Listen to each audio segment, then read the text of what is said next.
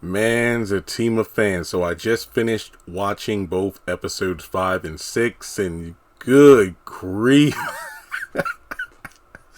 Look, let me say, I could label both of these episodes the same thing, and I'm so glad it's not just one episode per week, because 5 and 6 complement each other so well. The whole foundation is the fact that Zach's boys are trying to get him to go to this birthday party. What is it? Bria, right? Bria is the name of the lady who is having a birthday party, and they want Zach to come and act like the old days. Now, the title would be something like anime inspired, like Zack Attack. The boys are back in town. That's pretty much how I would do it. I'd throw some deja vu in there as well, but let me just say, 10 out of 10 for this one. Every episode, and I'll try to keep my thirst respectful. Okay, we start off this episode, season 1, episode 5, the element of surprise. Zach is, leaf blowing the outside of the other entrance of the duplex, and car pulls up, and I'm like, okay, I wonder who this is. And I'm thinking, wait, is this Valerie? But I'm like, no, I don't think that's the same car she was driving last night when she came by. We see a door open, and a blonde-headed chick with clear heels gets out, and it's Deja. I'm thinking, not 30 seconds into this damn episode, and I'm already like, here we go again. I want to give this episode a 10 out of 10 just for Deja's entry alone. But I said, nope. Let me take away my thirst bias and watch the episode. So, also, before moving forward in the review, I gotta let you know something I found out last night. And I'll do probably a quick separate video on this. That way you can, know about it as soon as possible. But starting now, well, actually early October. Yeah, October 5th is when the article came out. But basically, if you're still on the BET Plus, it's too expensive. I got too many other streaming services. Right now, you can get BET Plus for just $1. $1 per month for 3 months. So basically October, November, December, the rest of the year, as an Amazon Prime video channel add-on. If you're like me and you have Amazon Prime, you can get BET Plus for $1 for 3 months. So if you already have Amazon Prime and a bunch of other streaming platforms, and you're like, look, I want to see Zatima, I want to see Bruh, Ruthless, all the other Tyler Perry stuff, but or the Black Hamptons, all the Queensmen, but I got way too many streaming services to pay for, so I don't want to add another one. If you already have Amazon Prime, get BET Plus as an add-on channel for $1 from now until the rest of the year. You have no excuse. Trust and believe, with Zatima being as good as it is, you don't want to miss it. Hell, I don't even want to blame you if you want to say, Jeremy, that sounds good. I'll wait until Zatima runs its course. All 10 episodes are available. That's fair. But just make sure you get BET Plus for $1, because the more we watch these shows legit through what Apple TV or Amazon Prime, or in this case BET Plus, of course, the numbers look higher, and that really does show support for this black content. So that's my soapbox announcement of the day.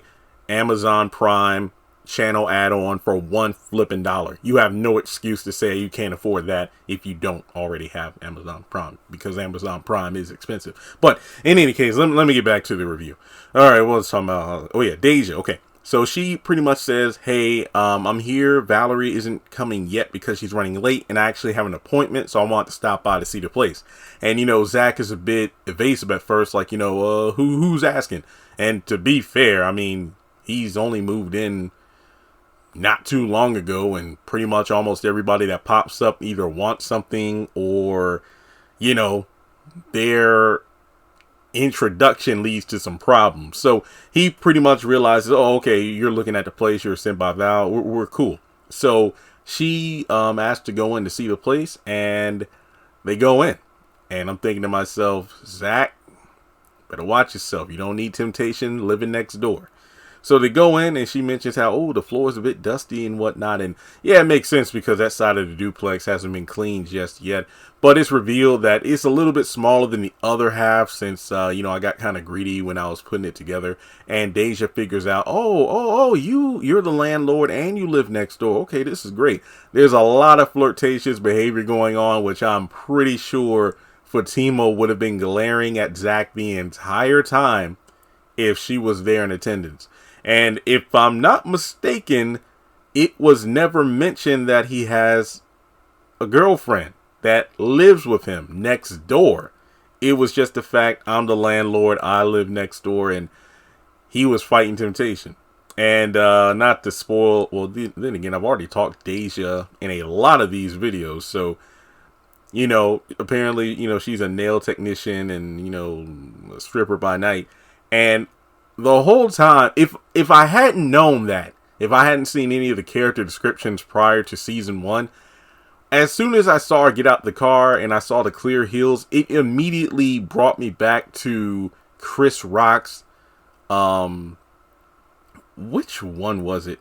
Was it Bigger and Blacker, or was it Don't Shoot the Messenger? I forgot which special, but I know he did a whole bit about clear heels being like key to a stripper's outfit. So I'm thinking the whole time, clear heels. And it's kind of weird because I'm thinking, well, Zach with his time at a strip club in the past, he should know that. But I don't know. It's just something that clicked with me.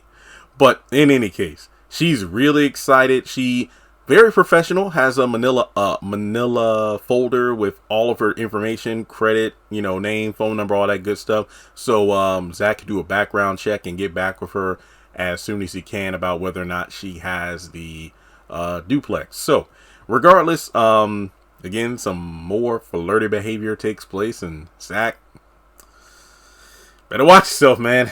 Whew. Okay, so he walks her out. Then you got the two knuckleheads, Nathan and Tony, outside, and these two are, well, Nathan especially, a damn fool. So they literally go gaga over her the moment they see her, and Zach, pretty much, beats them off with a stick. And as she pulls out and leaves, they pretty much, just go, damn, man, she bad. You doing that? Like, no. She's a potential tenant, and you probably running her off, making me lose my money. So they want to go inside, but of course, they're only over there to let him know, yo, with that birthday party tonight, you're going.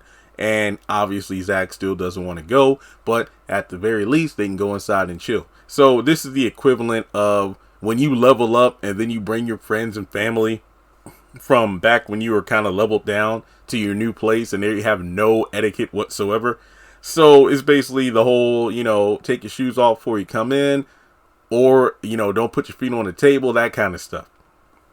So Zach lets him know, look, let me make a call, man. You don't tell me you got to call your girl for permission for us to come over and then go to the party. No, man, it ain't even like that. It's a business call. So they go inside acting a fool.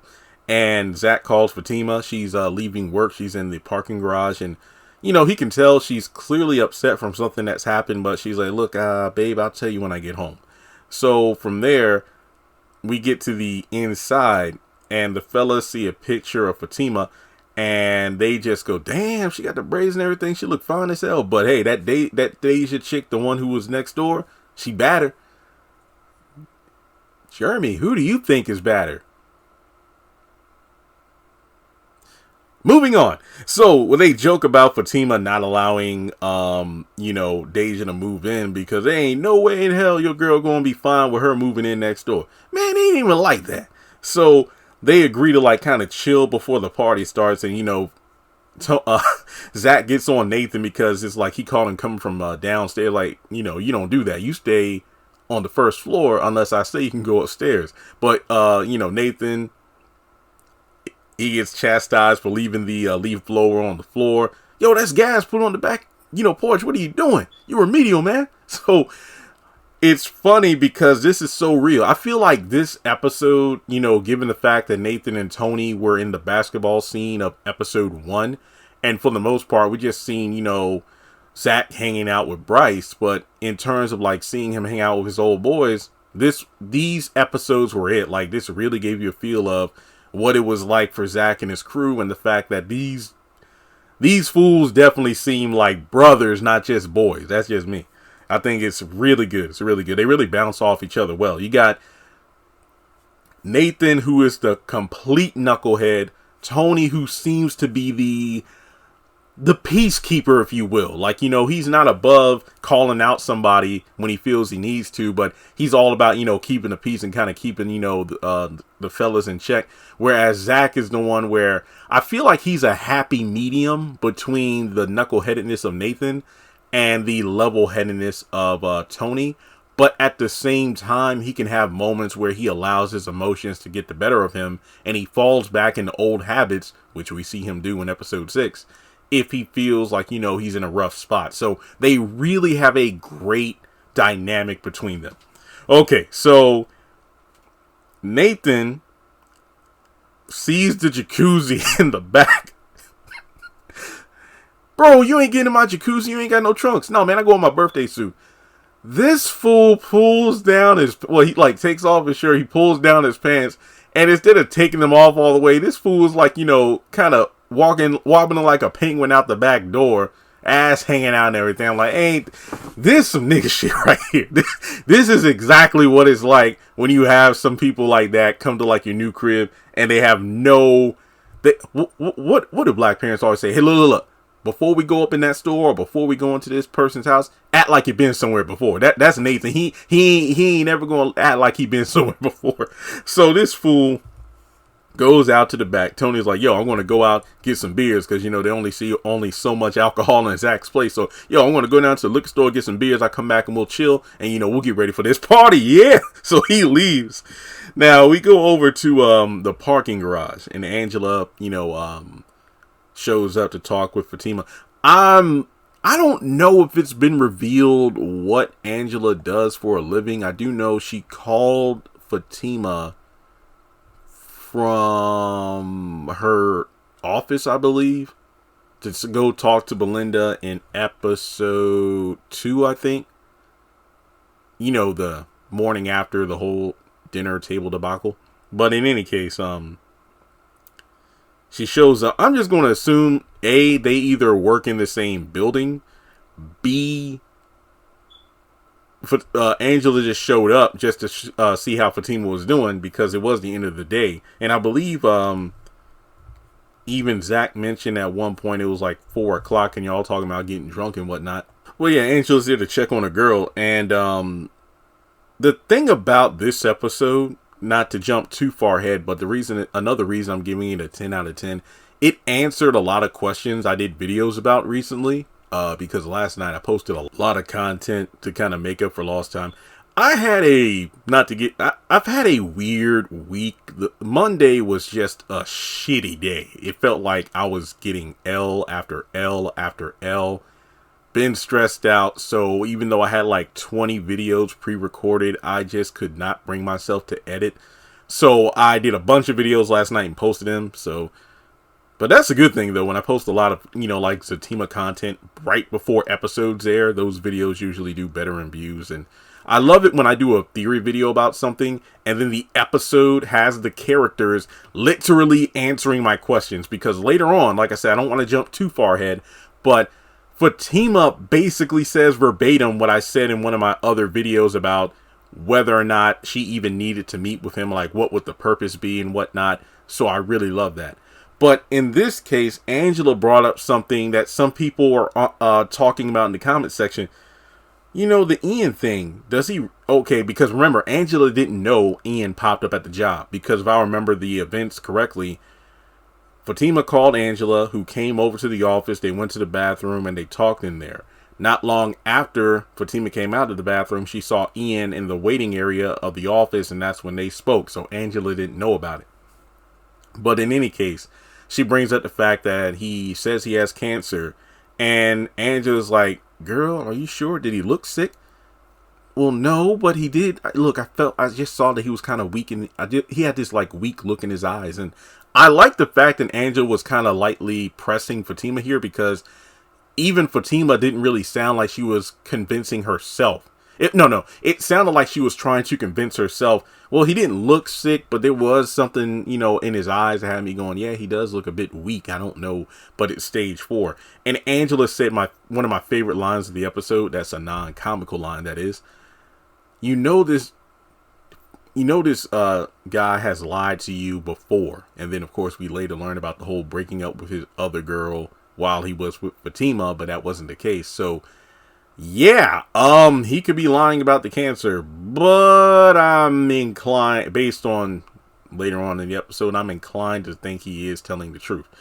But Fatima, kind of has this girl talk where Angela says, look, you going to that coffee shop and all, you sure about this? Because remember, Angela was, sure about her going to the dinner and whatnot after she told Zach about it first. In this case, this is a surprise pop-up invitation and drops the cancer bombshell. And on top of that, look, make sure you check your feelings before you go.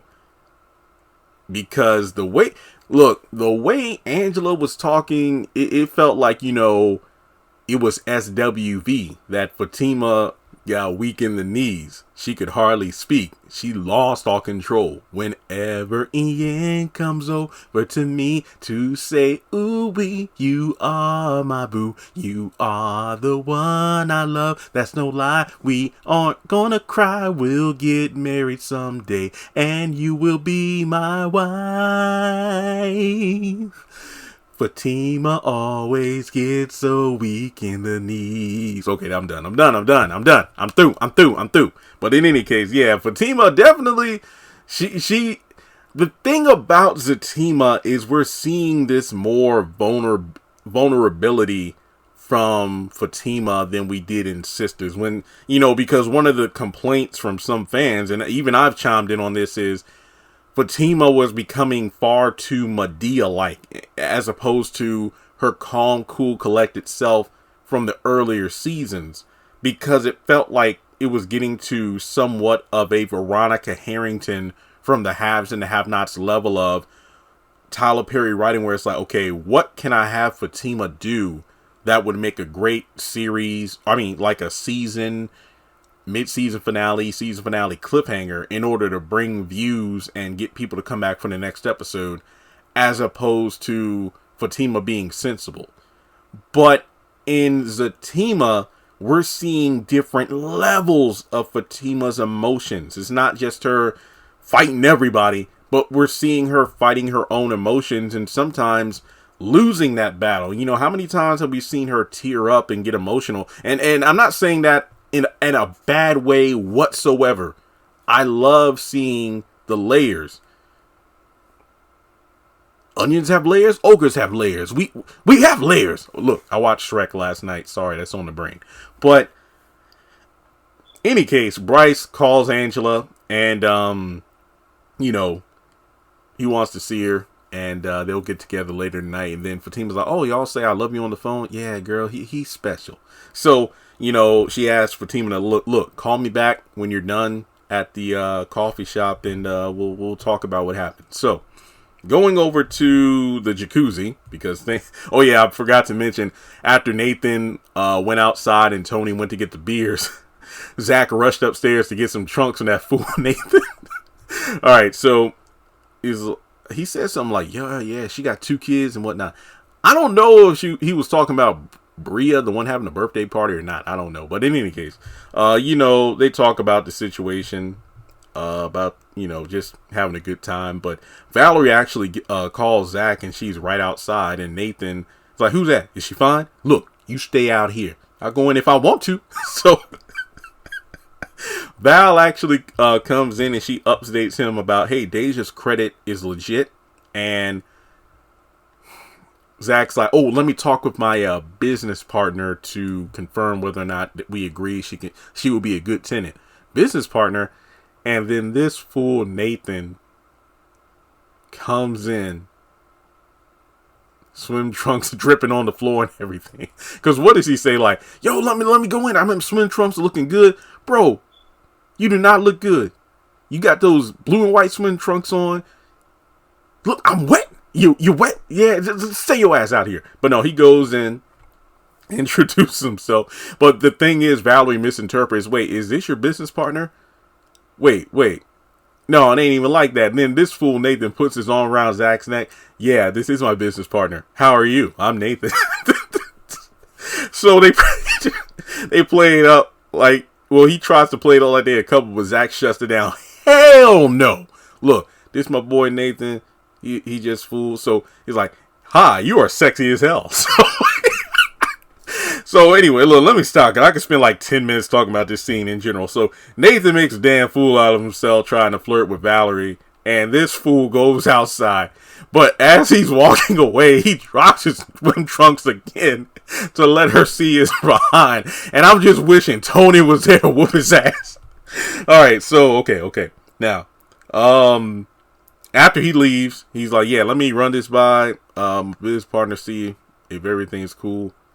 It's like, oh, you mean your lady friend? No, let me just look over this a little bit more. And it's like, I'll call you back. But how am I supposed to call you back? I gave you my business card. Because I was thinking to myself, continuity. She gave him the card in episode 3. But no, that didn't have Shady Val on it. And I'm like, oh, there you go. See, you pulled one over on me. Because I thought, like, I know Zach ain't forget about the card. But no, it's like he squashed that suspicion from me and then threw it right in my face, like, boom, Shady Val. You remember that, Jeremy? Yes, I do. See, that's why this episode gets a 10 out of 10. It's like, 1 minute I think I'm about to deduct a point for continuity, but then you just punch me in the face because I was wrong. And I like that. All right, so as Val leaves, he goes back outside. And, oh, actually, no, we go over to the coffee shop. But Ian is talking with Fatima. Apparently, it's revealed that this coffee shop is down. Okay, so we usually see like the side of the exterior of the law firm, and now that I think about it, okay, it makes sense. That's a pretty big building, so the entire the entire building doesn't necessarily have to be the law firm itself. And I guess the lower floors have different businesses down there, almost like a strip mall, but instead of being multiple stores stretched out over an entire parking lot, it's a whole building. That makes sense. So the coffee shop is downstairs. They're down there, sitting at a table, and Ian is apologizing, and we learn a lot. All right, so he's sorry for playing her, and he explains why he ran. Now, it's the usual bullshit men will come up with. I was wondering what else was out there. I wanted to marry you, but then I was like, I don't think I wouldn't be able to have any fun. So he was actually with this other chick that he claimed he had broken up with before he and Fatima got together. But then this is also the woman that he had married. But the thing is, her dad had money and they set him up. So basically he felt like marrying into that family would set him up for life. He would be able to do what he wanted. And I'm like, I don't think that's how it works. So in any case, he lied about, hey, this girl I dated, we broke up. So Fatima, I want to be with you. So they were together. And, oh boy, Fatima lets him have it. We learn a lot, and this explains a lot as well. So Ian got Fatima pregnant, talked her into getting an abortion. And before she had even healed / recovered from the abortion procedure, he broke up with her. And then, the following week, he had married that girl. And I'm thinking like, wow, this is some heavy shit. It kind of goes back to that line that Fatima told Andy back in Sistas about how, Karen's saying that he's the father, but it could be the preacher man. Because the thing is, I'm not against the co-parenting if he is the father, but damn, I just wanted to be the only one to have his babies. That line has so much weight now. Damn. But yeah, Fatima, it going back to what, some people were saying about how, is it even worth going to see Ian? Is that even necessary? What's to gain from that? I mean, she basically says all the same things. Like, look, you apologize. What am I supposed to get from this? But later on, after everything had been put on the table, she's like, look, you know what?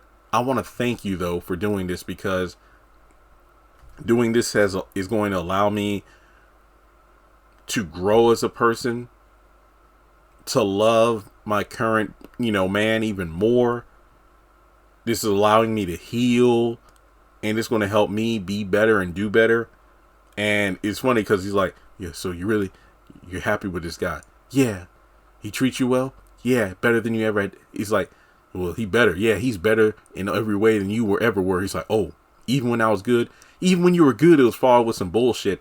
To be honest, I know some people might hate me when I say this, but the way Fatima talked about how Ian was, it kind of reminded me of Zach when he was with Karen. Hey, calm down.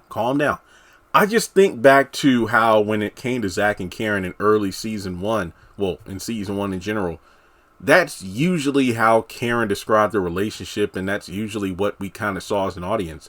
Generally speaking, Zach and Karen would have moments where everything was cool, but then Zach would usually fuck up. But then that's not to say Karen wasn't sometimes the catalyst for him lashing out, if you will. But yeah, it's usually like the way that Fatima responded to Ian seemingly trying to patch things up. It's the opposite of how Karen, sees the Zach situation, where it's constantly me and Zach, we need to be together, yada, yada, yada. But the girls are constantly saying, well, remember all the stuff he did to you. Fatima has that wake up call right now. It must have been some in the coffee. But she's like, look, yeah, you were good, Ian, but it was always followed with some bullshit. So Fatima's remembering the good times and the bad times, because Ian wasn't always there. He wasn't always there. Sunny days, everybody loves them. Tell me, baby, Ian can't stand the rain. No, he ran away and got married into a rich family. Okay, I'm done.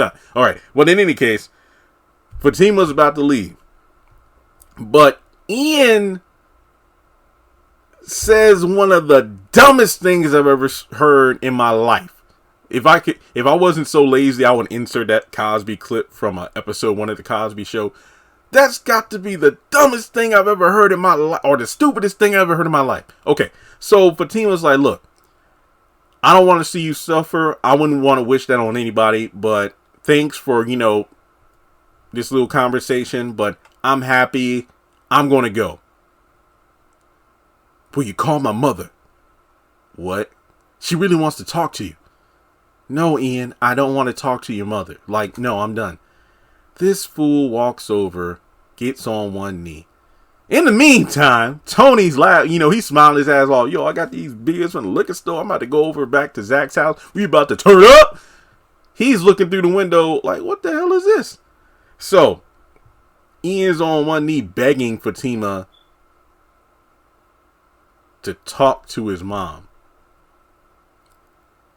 He says, will you call my mom and talk to her? She wants to talk to you, and when I'm gone, will you look after her for me? What the hell, Ian? Get your ex-wife and that family to look after your mama. Hey, nothing against your mama, but no. This is not like on House of Pain, where it's like Miranda and her connection to the Paynes, despite being divorced to Calvin, being a result of the fact that her and Calvin have a kid together. You and Fatima were going to have a child, but guess what? You called for an abortion. So, basically,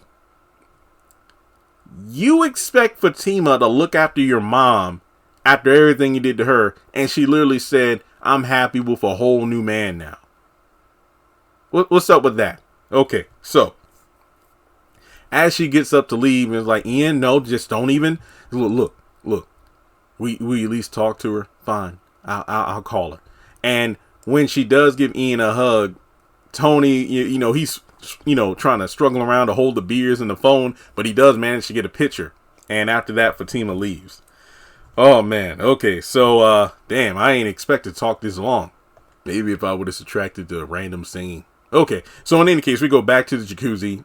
Nate's talking with Zach. Man, I'd leave my wife and my kids if I could, to be a single man again. And then I like this bit where Zach is like, yo, man, don't say that, because remember when we were kids, we made a pact that we would never leave our kids. So given that these two have been boys since back in the day, it seems that because both of their fathers left them in life, that they decided, hey, man, if we ever have kids, we'll never be deadbeat dads. So that's a good thing. Hopefully, Zach isn't already a father, but we'll just have to wait and see if the Heather DNA test, happens soon. Okay, so in any case, Nathan is trying to relive the glory days, or basically tell Zach, man, here's how things would have been if I did not get married. Turns out, because Nathan never listens to anybody, Tony and Zach were actually telling Nathan, look, man, we tried to tell you not to rush into marriage, but hey, there you go. Because apparently, besides Lori not respecting Nathan, neither do the kids. They talk back and everything. And apparently Zach kind of calls him out like, hey, man, you need to work that out. Be the man of your house. So Tony actually shows back up, and Zach still isn't going to the party. But they pretty much work it out where it's like, hey, look. When my girl gets back here, you can say hi to her and then say you got to leave, and then that's it. You got to bounce. So apparently, they rehearse how to do it. And again, this is exactly how friends act. This is so realistic. Like, it's hard to remember it's a show sometimes because this looks like a real conversation that's going down. So in any case, Fatima actually shows up the moment Zach gets back in the house because he's about to call her to see where she's at. But she comes in, and the fellas come right in. And kudos to Nathan for having the decency to put a towel on this time. So there's that. But this fool drunk. So they meet Fatima, but there's a light interrogation going on. Because remember, as soon as Zach went in the house, Tony talked to Nathan about the whole situation about the coffee shop. And look, I got this photo of her hugging old boy at the coffee shop. But hey, you need to be chill. I will tell Zach when the time is right. Yeah, man. But Nathan, his drunk ass, he just wants to break them up. That way they can go out and have a good time and party tonight. But in any case, so you look good, Fatima. Do you coming from work? You usually look that good when you go to work. And Tony and Zach are both trying to get him to chill. But, long story short, Fatima says, look, I had a long day. I'll go upstairs. But hey, don't worry about me, babe. You have a good time with the guys. And hey, you know what? You haven't been out in quite a while. Why don't you go out with the boys? Have fun. So she goes upstairs. And after that, Zach is about to kick him out. And Nathan's just showing his ass. Not literally, thank God this time, not literally. But Tony, calms the situation down. Shows the picture to Zach. Fuck! And that's the end of the episode. So yeah, as you can tell with, I think, my longest review for Zatima yet, this is a pretty good episode. And next episode just takes to the next level. Do I even need to say, I don't even know what to say, because I feel like I've already said it. The character dynamic. This feels like a more toned down episode where it's like, look, this is like Zach and the boys. You get a feel for, his friends he's known for years. Because for the most part, we've really spent a lot of time with Fatima and her girls. Well, I guess girl, because I don't think she cool with Belinda now after everything that happened. But this really did showcase Zach and his boys having a good time. This, to me, definitely felt like Zatima is kind of like Sistas and Bruh merged together, where we have a good marriage of the time utilization. Not in every single episode we'll see Zach and his boys, but the time we spend with the guys, we get to feel like, yeah, these are, a group of pals that have been around for years. When we see Fatima and her girls, they seem like a group of, gal pals who have been together for years. So it doesn't feel like, a woman focused show or male focused show is split down the middle where anybody can watch it because the characters are just that engaging. So yeah, 10 out of 10. There we go. Like I said before, jump on that $1 BET Plus deal. And hey, do me a favor, because it's absolutely free. Hit the thumbs up button to show you like this video. Hit subscribe. Hit the bell icon and select all. That way you don't miss out whenever I post content on the channel. Follow me on social media. Links are in the description. And let's talk about the episode in the comments because I really want to get your feedback on what you felt about episode 5.